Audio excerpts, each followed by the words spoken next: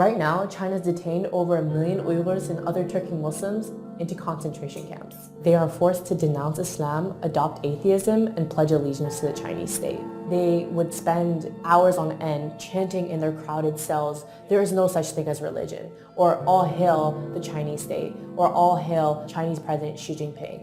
And if the detainees disobey, or if there's any type of resistance, there is torture being used. Nails are being pulled out, teeth are being pulled out. They're using snakes to interrogate. People are being beaten until they're dead. They're being sterilized, a method used in genocide. They're forced to sit on what's called a tiger chair, where they're clamped down on this chair for hours on end, oftentimes in solitary confinement. People are being sent to these camps for random reasons. One of them could easily be you are in contact with someone abroad. You have a family member abroad.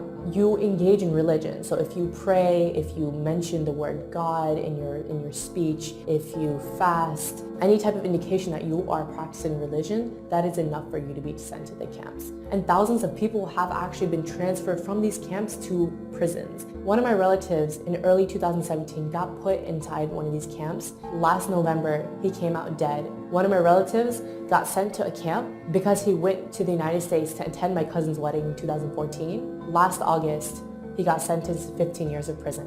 Many of my relatives, we don't know if they're alive or dead. And there's not a single Uighur who doesn't have at least one family member in these camps or some form of detention or prison. The worst part is when someone dies, their bodies are not taken to their families, but rather their bodies are cremated. And that's another way for China to hide the evidence of bodies coming out of these camps. And it doesn't give us a clear idea of how many people are dying. All of this stuff is happening in secret. The children of these detainees have been sent to state-run orphanages and boarding schools where they are taught to hate their own religion, identity, and are forced to speak Chinese, are subject to abuse and torture. The parents don't know where their kids are. Most towns and villages in East Turkestan are almost empty. Around 70 to 80% of the civilians are all gone. You walk through the street and it's eerily silent because most people are in some form of detention or prison. Schools and factories are now being transformed into these concentration camps. The entire nation of East Turkestan has essentially become a dungeon for its people because China monitors their every action, even in the homes. So there are millions of Han government cadres who are living in Uyghur homes to make sure they're not engaging in religion and to assess their political views. Practicing Islam is completely banned.